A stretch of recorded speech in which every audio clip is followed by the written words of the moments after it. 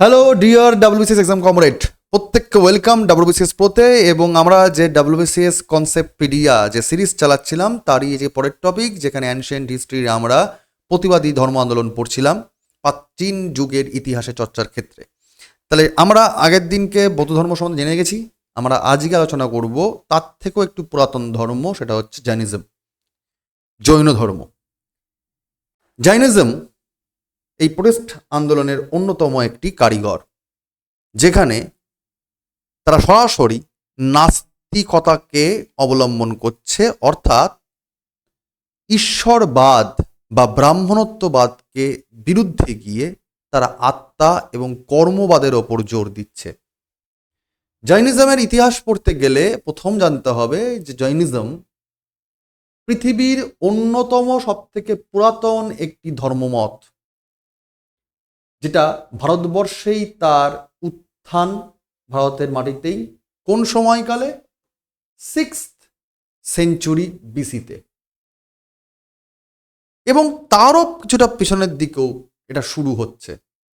মূলত জৈন ধর্ম যার হাত ধরে তার মূল উদ্গাথা, সেটা হচ্ছে মহাবীর বর্ধমান, যিনি আসলে জৈন ধর্মের 24তম তীর্থঙ্কর ছিলেন, যিনি মূলত জোর দিচ্ছেন অহিংসাকে, যিনি জোর দিচ্ছেন কৃচ্ছ সাধনকে, যিনি জোর দিচ্ছেন নিজ আত্মশুদ্ধিতে, সেলফ ডিসিপ্লিনকে, যার মাধ্যমে স্পিরিচুয়াল লিবারেশন বা শাশ্বত উদারবাদ তার প্রতিষ্ঠা হয়। অর্থাৎ জৈন ধর্মের যদি মূল দর্শনকে বোঝার চেষ্টা করি আমরা, তাহলে দেখব মূলত এরা আত্মার যে মূল বৈশিষ্ট্য তার ওপর জোর দিচ্ছে, এবং কর্মবাদ তার ওপর জোর দিচ্ছে। ইম্পর্টেন্স অফ কর্মা কি করতে? যাতে একজনের ভবিতব্য বা ডেস্টিনিকে সুস্থির করা যায়, অর্থাৎ আত্মার শান্তি, আত্মার শাশ্বত পরিমাপ এবং নিজ আত্মসংযম তার ওপর জোর দিচ্ছে। এবং এই আত্মশুদ্ধি আসবে কি করে? তাদের ধর্মমত অনুযায়ী যদি সম্পূর্ণ অহিংস হওয়া যায়, এটা চিন্তাভাবনার মারফত, কথাবার্তার মারফত এবং ব্যবহারের মারফত।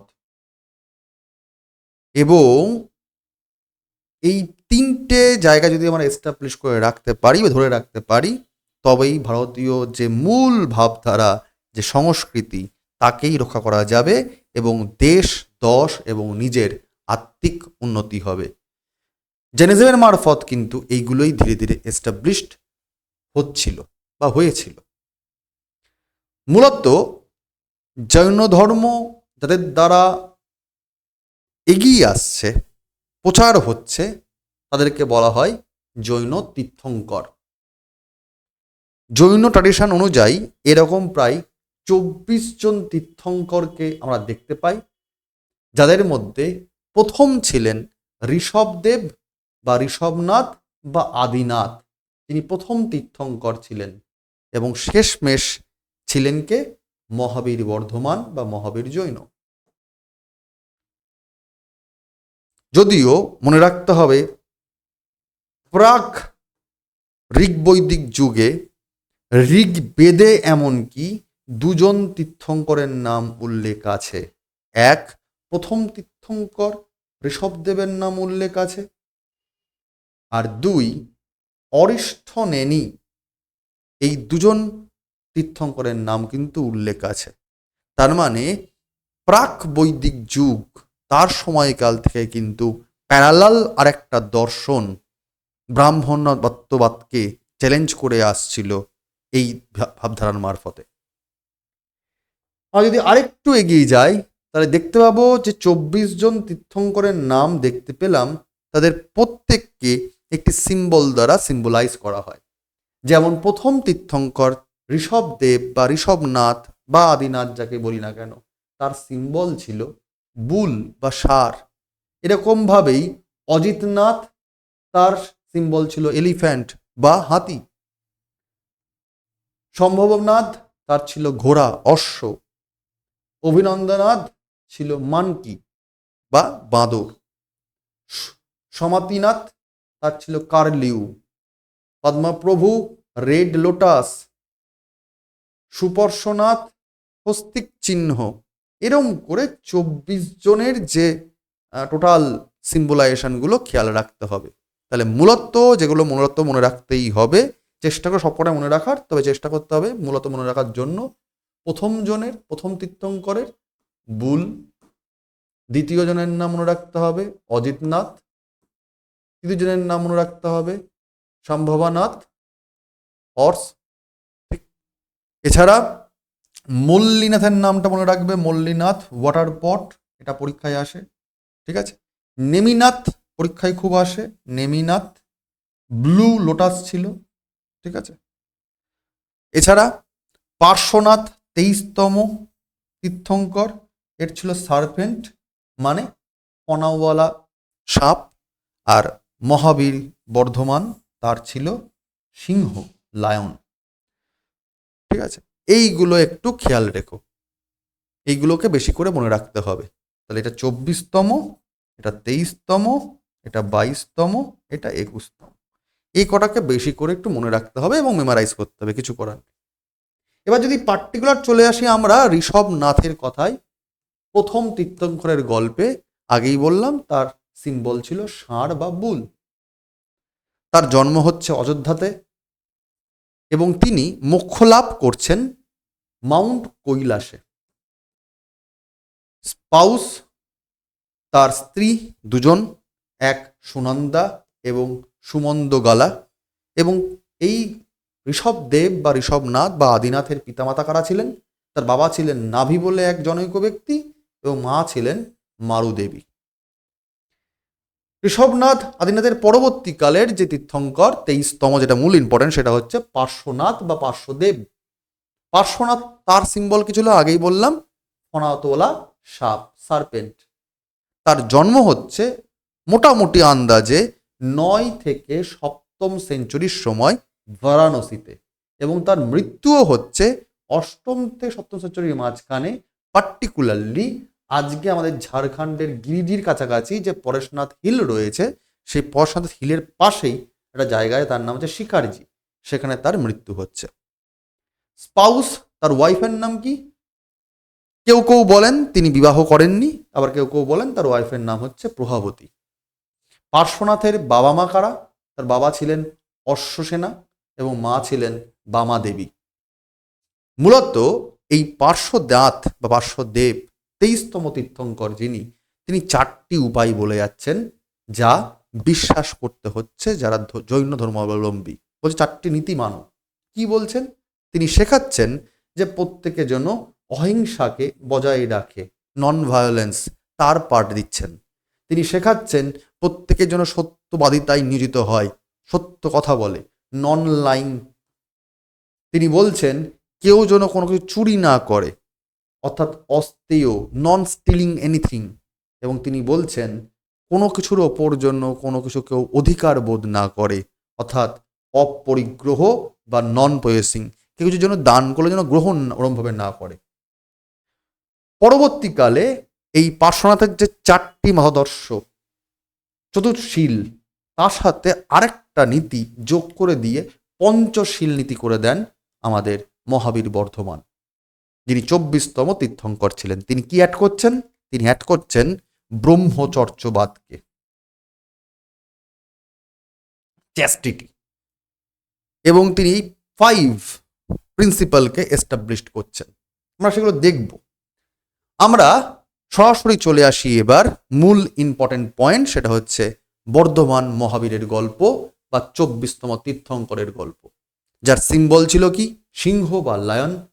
তার জন্মস্থান বর্তমান বিহারের, অর্থাৎ আগেকার দিনে বৈশালী নগরের কুন্দগ্রামে। কত সালে জন্ম হচ্ছে তার? মোটামুটি 540 খ্রিস্টপূর্বে। তার মৃত্যু হচ্ছে 468 খ্রিস্টপূর্বে। কোথায়? বিহারের পাবাপুরীতে। তার বাবা মা কে ছিলেন? তার বাবা যাত্রিক, যে ক্ষত্রিয় বংশ, তার শাসক, তার হেড সেই গোষ্ঠীর সিদ্ধার্থ, তার সন্তান বর্ধমান মহাবীর। এবং তার মা ছিলেন কে? ত্রিশলা দেবী। তিনি বিয়ে করছেন, তার ওয়াইফের নাম হচ্ছে যশোদা। বিয়ের পর সন্তান আসছে, কন্যা সন্তান, নাম ছিল প্রিয়দর্শনা। প্রিয়দর্শনার বিয়ে হচ্ছে পরবর্তীকালে এক লোকের সঙ্গে, তার নাম হচ্ছে জামালি, এবং এই জামালেই ছিল তার প্রথম শিষ্য। কার? মহাবীর বর্ধমানের। তাহলে মহাবীর বর্ধমানের প্রথম শিষ্যের নাম কি? তার জামাই জামালি। ঠিক হয়ে গেল, তথ্যগুলো জানা হয়ে গেছে। এবার গল্প জানার চেষ্টা করি। যখন তার 30 বছর বয়স, তখন তার বাবা মারা যাচ্ছে, এবং তারপরেই তার আসল চেতনা ফিরছে। জীবন তো সেই ঘুরে ফিরে একই দুঃখময়। তিনি আসল সত্যের অন্বেষণে গৃহচ্ছাড়া হচ্ছেন, অনেকটা গৌতম বুদ্ধের মতোই। তিনি প্রথম তার যিনি সঙ্গী ছিলেন, তিনি কে? মুখ্যালী গোশালা, মুখ্যালী পুত্র গোশালা ছিলেন তার সঙ্গী। পরবর্তীকালে দুজনের মধ্যে চিন্তা ভাবনা বা দার্শনিক দৃষ্টিভঙ্গির মতপার্থক্য তৈরি হচ্ছে। পরবর্তীকালে এই মুখ্যালী পুত্র গোশালা তিনি মহাবীরকে ছেড়ে ভিন্ন ধারার এস্টাবলিশ করছেন, যেটা অন্যতম শ্রমণ ধারা তৈরি হয়ে যাচ্ছে, যাকে আমরা বলছি আজীবক ধর্ম, আজীবিকাজম, আজীবক ধর্ম তিনি তৈরি করছেন। কিন্তু এই মুখ্যালীপুত্র গোশালা তিনিই ছিলেন কিন্তু আসলে বর্ধমান মহাবীরের সহযোগী শুরুয়াতি দিনে। 42 বছর যখন তার বয়স, তখন ওই যে বলেছিলাম নদী রিজুপালিকা, পার্টিকুলার জাম্ভিকা গ্রামে এক শাল গাছের নিচে বসে তিনি প্রথম ধ্যান লাভ করতে করতে মোক্ষ লাভ অর্জন করছে। এবং জৈন ধর্মমতে এই মোক্ষ লাভকে বলা হয় কৈবল্য লাভ করা, অর্থাৎ সুপ্রিম নলেজকে অর্জন করা। কৈবল্য লাভের মারফতে তিনি প্রচুর আনন্দ এবং শাশ্বত চিন্তাভাবনা নিজের মধ্যে অর্জন করছেন, এবং তারপর থেকেই তিনি নিজেকে নাম দিচ্ছেন মহাবীর, অর্থাৎ তিনি আসলে অন্তরাত্মাকে জয় করেছেন, তিনি সাহসী হয়েছেন। তিনি নিজের সমস্ত ইন্দ্রিয় সংযম করতে পেরেছেন, ইন্দ্রিয়কে জয় করতে পেরেছেন, তাই তিনি নাম নিচ্ছেন জিতেন্দ্রিয়। তিনি নিজেকে নাম দিচ্ছেন কেভালিন, কারণ তিনি আসল শিক্ষাকে শিক্ষিত হতে পেরেছেন। তিনি সমস্ত রকম সংসারের যে মায়াবন্ধন তাকে ত্যাগ করতে পেরেছেন, তার জন্য তার নাম হচ্ছে নিগন্ধ। এবং তিনি যেহেতু এইরকমভাবেই প্রকৃতি বা ঈশ্বরের এক প্রচণ্ড করুণার পাত্রে তৈরি হচ্ছেন, নিজেকে ব্লেসড মনে করছেন, তাই তিনি বলছেন নিজেকে আরিহান্ত। এবং সেই কারণেই যে তিনি রিপুজয়ী হচ্ছেন, তিনি নাম দিচ্ছেন তার মতাদর্শের জৈন। জৈন শব্দের অর্থ কি? রিপু জয় করা। এই জন্যই তার ফলোয়ারদের নাম হয়ে যাচ্ছে জৈন ধর্মাবলম্বী, জৈনিজম এস্টাবলিশড হচ্ছে। এবং তিনি প্রথম তার শিষ্যকে, তার জামাই জামালি, এবং তার প্রথম ধর্মচক্র প্রবর্তন যেমন হয়েছিল সারনাথে বৌদ্ধ ধর্মের ক্ষেত্রে, তেমন জৈন ধর্মের ক্ষেত্রে কোথায় হচ্ছে? ফার্স্ট সারমন পাভাতে, পাভাপুরীতে, যেখানে তিনি এই ঘটনাটাকে বলা হচ্ছে যে তার শিষ্যদের নিয়ে তিনি বসছেন, যাকে বলা হচ্ছে গন্ধগ্রহ, এবং তিনি তৈরি করছেন প্রথমবারের জন্য জৈন সংঘ। এবার বর্ধমান মহাবীর তিনি কি শিক্ষায় সবাইকে শিক্ষিত করার চেষ্টা করছেন? তিনি বলছেন যে দেখো, ঈশ্বর বলে তোমরা ব্রাহ্মণ্যবাদে যাকে দেখছো সে কোনো সুপ্রিম পাওয়ার নয়, কারণ তিনি প্রকৃতি তৈরি করেননি। প্রকৃতি, ইউনিভার্স তার থেকেও বেশি কিছু। He denied the powers of almighty as the creator. So called ব্রাহ্মণ্যবাদে বৈদিক যুগে যে ঈশ্বরকে দেখানো হচ্ছিল পুজো পাঠ করার মাধ্যমে, সেই ঈশ্বরকে তিনি পরিত্যাগ করছেন। তিনি বলছেন এ আসলে ক্রিয়েটর নয়, এ বিষ্ণু, এ শিব, এ ব্রহ্মা, এত কিছু নয়। তিনি এই ধারণাগুলোকে বাদ দিচ্ছেন। তিনি বলছেন প্রত্যেকের মধ্যেই আসলে প্রাণ রয়েছে, প্রত্যেকের মধ্যেই প্রাণ রয়েছে, জ্বরের মধ্যেও প্রাণ রয়েছে, চেয়ার, টেবিল, জুতো, প্যান্ট, জামা, তাই কোনো কিছুকেই আঘাত দিও না, কষ্ট দিও না, বরং অহিংস হইও না। তিনি বলছেন এভরি অবজেক্ট পজেসেস এ সোল, প্রত্যেক বস্তুর এক আত্মা রয়েছে, সুতরাং প্রত্যেক বস্তুর আত্মাকে যদি কষ্ট না দেয়া যায় তবেই নিজ আত্মার মুক্তি আসবে, না হলে হবে না। Many of Joints walk on foot. এই জন্য অনেকেই যারা রাস্তা দিয়ে হাঁটে চাইনিজরা তারা কিন্তু কোনো রকম ভাবেই পায়ে জুতো পরে না, আলগা হয়ে যায় এবং এতটাই সাবধানী হয়, ইভেন জল খাওয়ার আগেও তারা এত সাবধানী হয় যাতে কোনো রকমভাবে কোনো পোকামাকড় না খেয়ে নেয়। ইভেন তারা মুখে অনেক সময় সাদা রঙের একটা কাপড় বেঁধে রাখে মাস্ক টাইপে, যাতে কোনো রকমভাবে কোনো পোকাও তাদের মানে অজ্ঞান বা অচেতনায় যেন মৃত না হয়, তাদের হিংসার চোটে। তারা অহিংসাকে এস্টাবলিশ করছে, এই শিক্ষায় শিক্ষিত করছেন বর্ধমান মহাবীর। তিনি আরও বলছেন যে স্যালভেশন যদি পেতে হয়, ঠিক আছে, মুক্তি যদি পেতে হয়, তাহলে তুমি কি করো, তিনটে রত্নকে বিশ্বাস করো। তিনটে রত্ন কি কি? যে ভাই সঠিক বিশ্বাস নাও, রাইট ফেইথ নাও, সৎ বিশ্বাস রাখো, রাইট নলেজ নাও, সৎ জ্ঞান করো, আর রাইট কন্ডাক্ট, সৎ বিচার ব্যবহার করো। এই তিনটে রত্নের যদি তুমি ব্যবহার করতে পারো, তবেই তোমার আসল স্যালভেশন, আসল মুক্তি, আসল ফ্রিডম আসবে এই জরাজীর্ণ জীবনের থেকে। নো ফেইথ ইন কাস্টিজম, তিনি কোনো রকমভাবে জাতপাত ধর্ম, ব্রাহ্মণ্যবাদে যেটা ছিল, জাতিভেদ প্রথা তিনি মানতে চাননি। He focused on universal brotherhood and equality and non-belief in the caste system. তিনি সর্বভ্রাতৃত্ব বোধ এবং সাম্যবাদের তিনি জয়গান করার চেষ্টা করেছেন। তিনি বলছেন যে তুমি যা করবে সেটাই পরের জন্মে আবার রিপিট হবে, তাই কর্মবাদকে খেয়াল রাখো, কর্মের ওপর জোর দাও। কোনো রকমভাবেই কোনো খারাপ কাজ, খারাপ চিন্তা করার চেষ্টা করো না। তাই তিনি কি বলছেন, 5টা নীতির কথা বলছেন। তিনি প্রথমে বলছেন অহিংসা করো, ডু নট কমিট ভায়োলেন্স। তিনি বলছেন সত্য সর্বদা বলো, ডোন্ট স্পিক আ লাই। তিনি বলছেন কোনো জিনিস চুরি করো না, অস্তেয়ার, ডোন্ট স্টিল। তিনি বলছেন ডোন্ট অ্যাকোয়ার প্রপার্টি, কারোর সম্পদ বা কোনো রকম সম্পদকে তুমি অর্জনও করো না, অপরিগ্রহ, অধিকারবোধ রেখো না। এবং শেষমেশ তিনি অ্যাড করছেন পার্শ্বনাথের থেকে, তিনি বলছেন অবজার্ভ কন্টিনিউয়েন্স, ব্রহ্মচর্য পালন করো। এর মাধ্যমেই আসল মুক্তি, আসল স্যালভেশন আসবে। তিনি আরও কি বলেছিলেন, আমরা মনে ছিল নিশ্চয়ই, ত্রিরত্ন পালন করার কথা বলেছিলেন তিনি। ত্রিরত্ন প্রথমে বলেছিলাম সম্যক জ্ঞান, রাইট নলেজ। রাইট নলেজের মারফতে স্যার কি আসবে? রাইট নলেজের মারফতে আসবে যে সত্য আসলে কি তার জ্ঞান আসবে, বাস্তব আসলে কি তার প্রকৃতি সম্বন্ধে আমাদের জ্ঞান তৈরি হবে, আসলে তুমি কে তার জ্ঞান আসবে, এবং আসলে এই বৃহৎ ইউনিভার্স কি তার জ্ঞান আসবে। সেটাই আসলে সম্যক জ্ঞান, সেটা আসলে রাইট নলেজ। তিনি বলছেন যে আসলে মৌলিক সত্যতার ওপর জোর দাও। মৌলিক সত্য কি? আত্মা। মৌলিক সত্য কি? তোমার কর্ম। মৌলিক সত্য কি? তোমার জন্ম এবং পরজন্ম। অর্থাৎ পরজন্মবাদ তাহলে নিশ্চয়ই সে খারাপ কাজ পরের জন্য করবে না, না তো কর্ম ব্যাক করে দেয়। নিউটনের সে 3য় লয়ের জন্য তুমি আজ যা করবে সেটা তোমাকে কালকে ফেরত পেতে হবে। ঠিক আছে, সুতরাং এই চক্রভুয়ে আবদ্ধ না থেকে ভাই তুমি মুক্তি নাও, জরাজীর্ণ জীবন থেকে স্যালভেশন পাও। রাইট নলেজ, এই জ্ঞান নিতে হবে, না হলে তুমি জীবনযাপন করবে কি করে?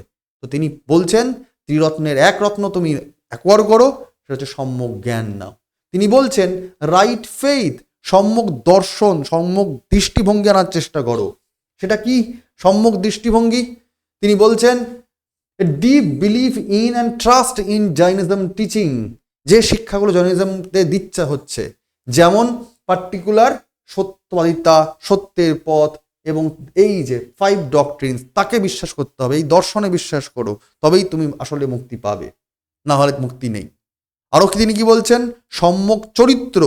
মানুষের সমস্ত কিছু পাল্টাতে পারে, কিন্তু বেসিক চরিত্র পাল্টায় না। চরিত্র যার খারাপ সে কোনোদিনই ঠিক হতে পারে না। তো সঠিক মানুষের আসল হওয়া দরকার, নিজেকে সংযম করতে করতে, নিজেকে পরিমিত বোধে রাখতে রাখতে, নিজেকে আত্মনিয়ন্ত্রণ করতে করতে নিজ চরিত্র গঠন করা। রাইট কন্ডাক্ট, সম্যক চরিত্র। তিনি কি বলছেন? তিনি বলছেন this is about ethical discipline and moral purity. নৈতিক শুদ্ধতা আসলে দরকার, এবং সেইগুলো আসবে কিসের মারফতে? যদি তুমি অহিংস হও, নন ভায়োলেন্স হও, যদি তুমি ট্রুথফুল হও, সত্যবাদিতা পূর্ণ হও, যদি তুমি অস্তেয় হও, অর্থাৎ তুমি যদি কোনো কিছু জিনিস চুরি না করো, যদি তুমি ব্রহ্মচর্য পালন করে থাকো, যদি তুমি অপরিগ্রহ ধারণ করো, তবেই তোমার আত্মা, তবেই তোমার কার্মিক বন্ডেজ থেকে তুমি মুক্তি পাবে। তোমার প্রকৃত মুক্তি, তোমার প্রকৃত আত্মার উন্নয়ন এবং এই জরাজীর্ণ জীবন থেকে যে যত যাতনা, যত কষ্ট, সেখান থেকে তোমার মুক্তি হবে। পরবর্তীকালে দেখা যাচ্ছে এই ভাবধারা, এই দর্শন সময়ের সঙ্গে সঙ্গে আরো বিভিন্ন ভাগধারাতে ভেঙে যাচ্ছে। প্রথম যে ভাগ আসছে জৈনিজমের এই দর্শনবাদে, সেটা হচ্ছে এক দিগম্বর এবং পরবর্তীকালে হচ্ছে শ্বেতাম্বর। মূলত দক্ষিণ ভারতে এর বিস্তার হচ্ছে ভদ্রবাহুর হাত ধরে। কিরকম ভাবে? ছোট্ট করে যদি আমরা স্ট্যাটিস্টিক্যালি পড়ার চেষ্টা করি, তাহলে কি দেখব? দেখব এটাই যে দক্ষিণ ভারতে দিগম্বরে বাদ তার উত্থান হচ্ছে ভদ্রবাহুর হাত ধরে। ভদ্রবাহু একজন বিখ্যাত জৈন সাধক। একই রকম ভাবে নর্থ ইন্ডিয়াতে শ্বেতাম্বরের উত্থান হচ্ছে এবং সেটা হচ্ছে স্থূলভদ্রের হাত ধরে।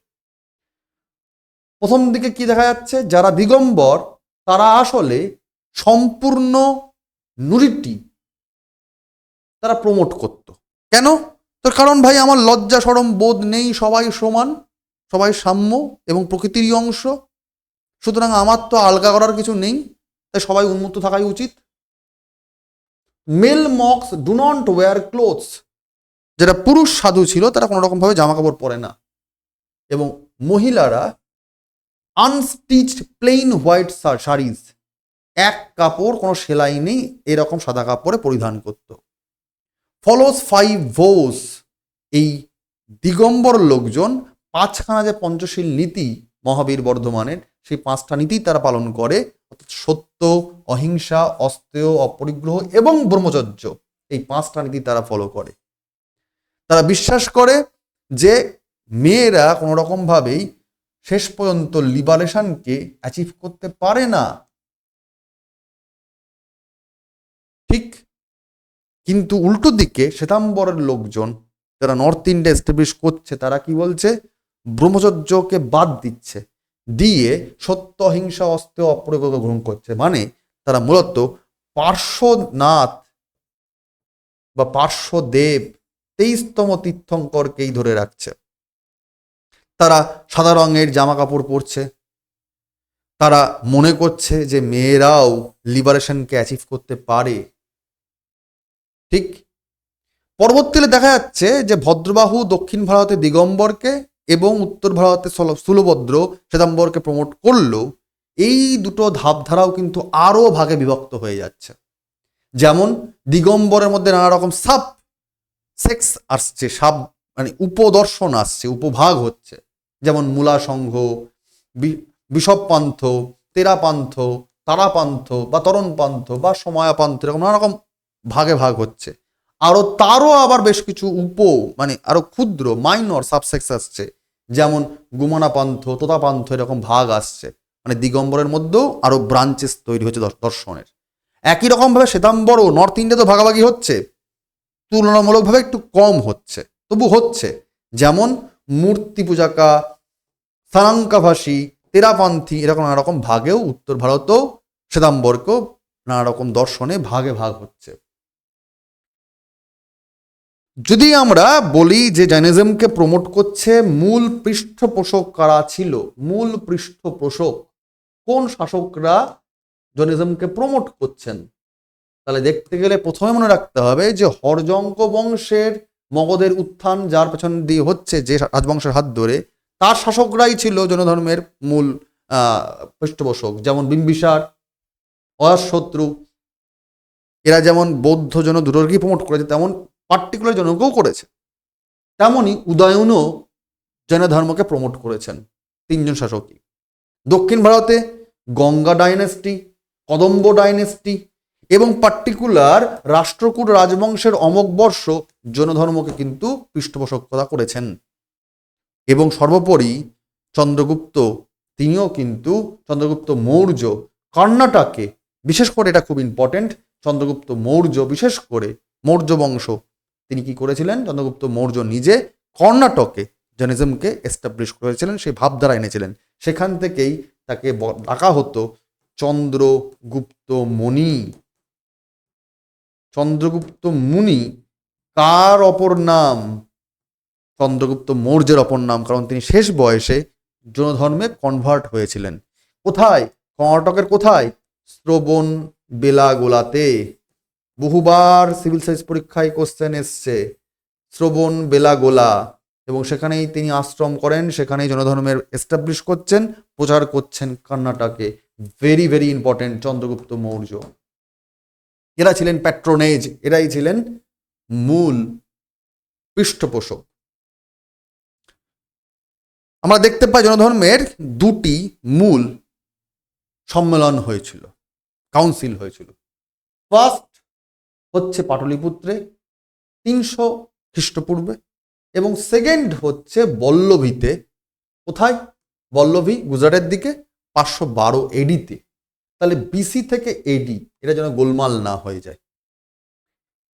তার প্রথম যে কাউন্সিল, তার সভাপতি কে ছিলেন? স্থূলভদ্র। দ্বিতীয়তে কে ছিলেন? ক্রমবর্ধন ছিলেন। পরবর্তীকালে দেখা যাচ্ছে যে প্রথম জৈন কাউন্সিল চন্দ্রগুপ্ত মৌর্যের আমলে হয়েছিল, দ্বিতীয়টার ক্ষেত্রে শাসকের নাম জানতে পাওয়া যায় না।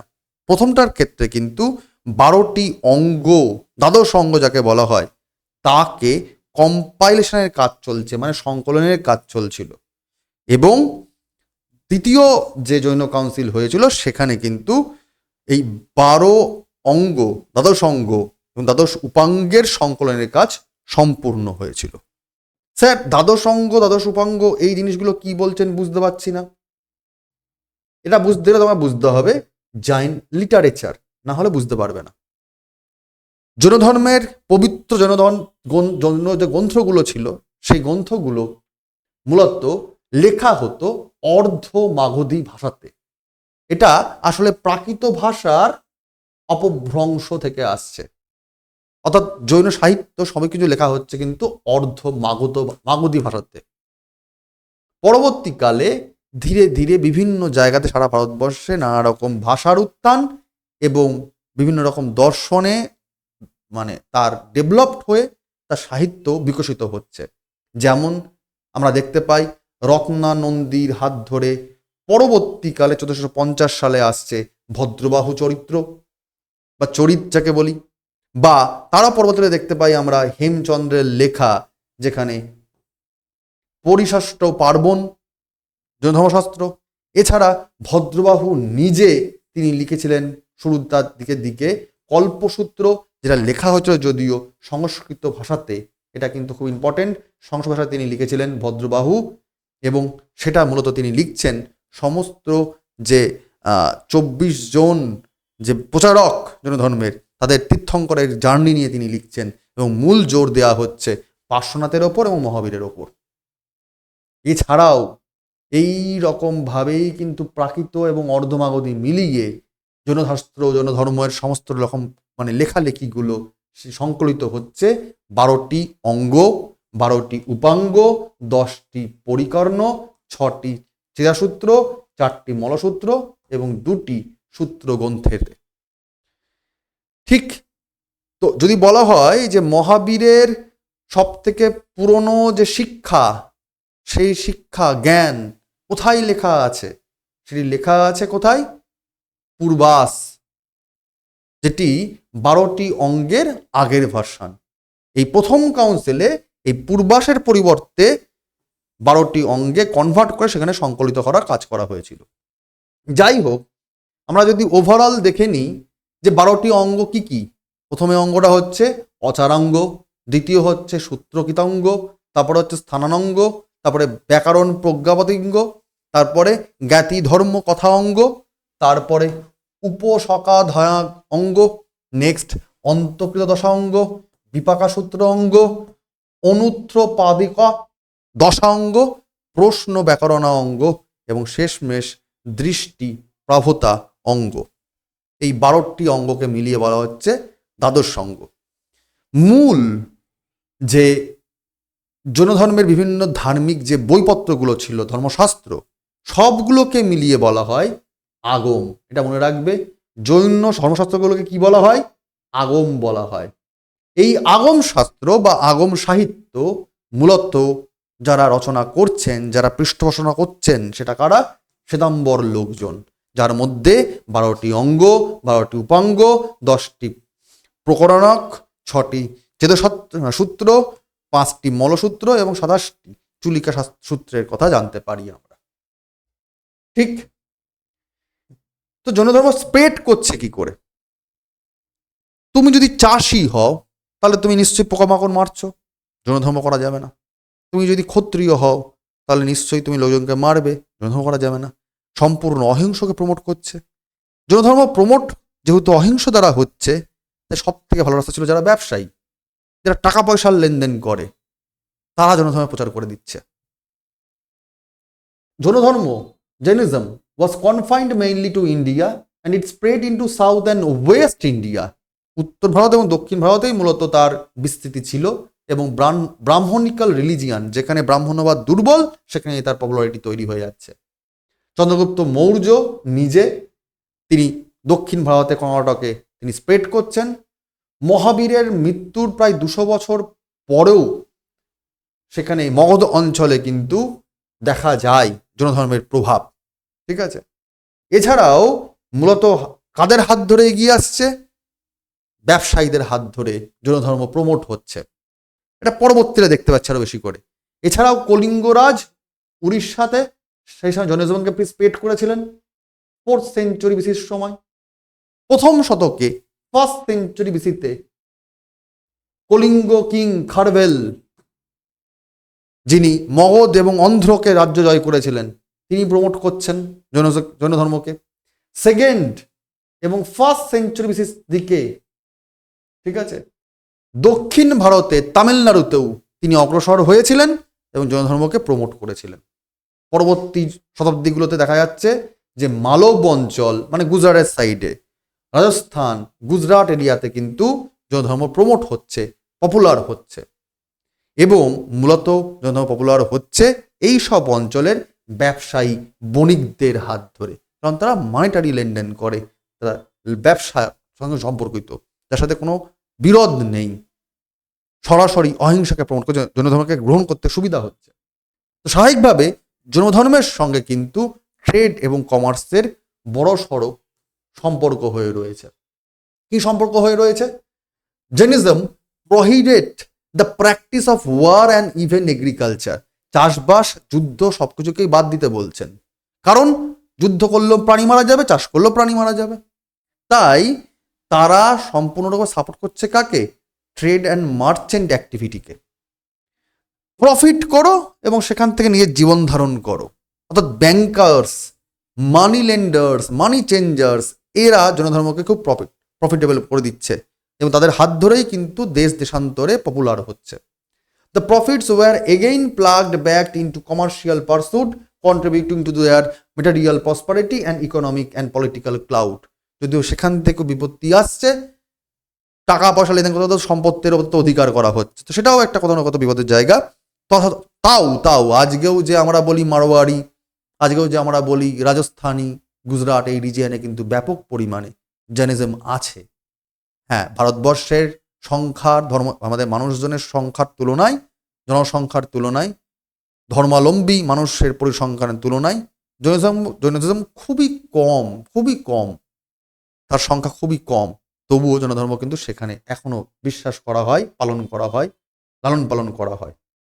যেমন উদাহরণ দিয়ে বলে দিতে পারি যে গুজরাটের একজন বিখ্যাত মার্চেন্ট ছিলেন 13th সেঞ্চুরির সময়, যিনি জৈন ধর্মকে প্রচার করছেন এবং তিনি জৈন ট্রেডার ছিলেন। তার নাম কি?